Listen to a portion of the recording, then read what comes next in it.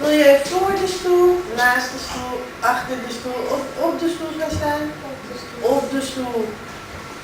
Nou, laat ik het even zien. Wat heb jij gemaakt, Frida? Allemaal vierkantjes van verschillende kleuren. Ze heeft allemaal vierkantjes gemaakt van verschillende kleuren. En welke kleur heb je allemaal gebruikt? Donkergroen, roze, bruin.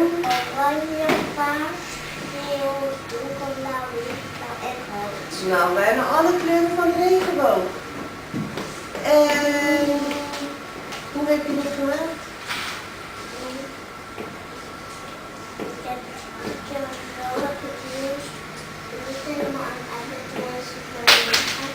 En zo heb ik het eerder kleur. En ben je begonnen met de grootste? Ja, en toen ging ik van groot naar klein. Van groot naar klein. Oh, dat lijkt me wel heel moeilijk. Was het ook heel moeilijk? Nee. Oh, dat was best makkelijk voor Frida. Maar ik ga er misschien wel een beetje over nadenken. Maar ze moest er nog over nadenken. Ik vind het trouwens heel goed hoe Adam zit. Keurig Adam, je luistert heel goed. En heeft er iemand een vraag voor Frida? Wie mag een vraag stellen? Tom. Tom. Wat een... Heb je het alleen gemaakt? Heb je het helemaal alleen gemaakt? Ja. Ja, zegt Frida. Nog één. Wat voor regels en afspraken hebben wij in deze klas? Steek je vinger op als je een regel weet. Sophia. Stil zijn. Stil zijn. Wat voor regel hebben wij nog meer, Frida? Niet voor de deur praten. Niet voor je beurt praten. En wanneer krijg je een beurt? Madelief. Als je je vinger opsteekt.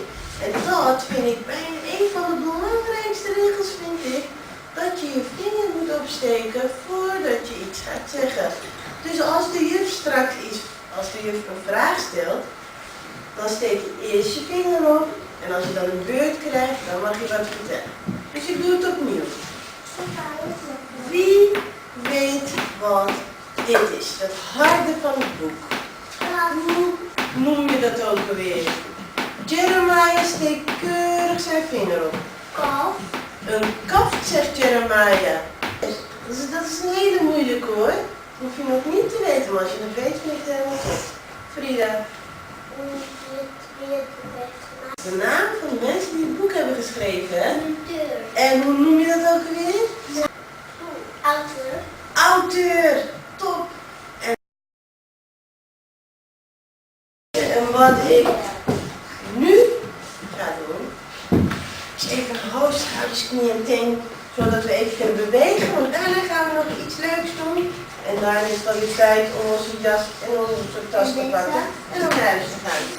Staan we allemaal even op. Oké.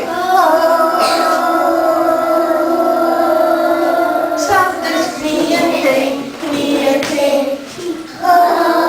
Schouders, knieën, teen, knieën, teen. Oren, ogen, beentjes van je neus. Schouders, knieën, teen, knieën.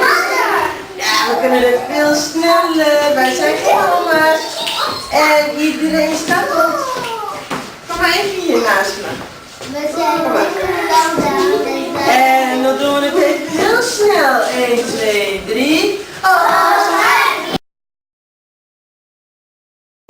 Maar eerst zei je, toen we de buurt gingen doen van mijn eerste letter, zei jij eerst dat we dan toen de haan gingen doen. Zullen we de haan doen dan? Ja. Het is een hele moeilijke. Met z'n allen.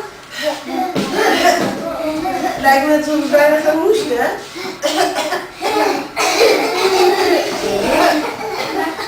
Daarna doen we het één keer voor in de lucht. Kijk maar eerst even hoe die juf het doet. Steek je vinger op als je een woordje kent met de letter G. Sophia.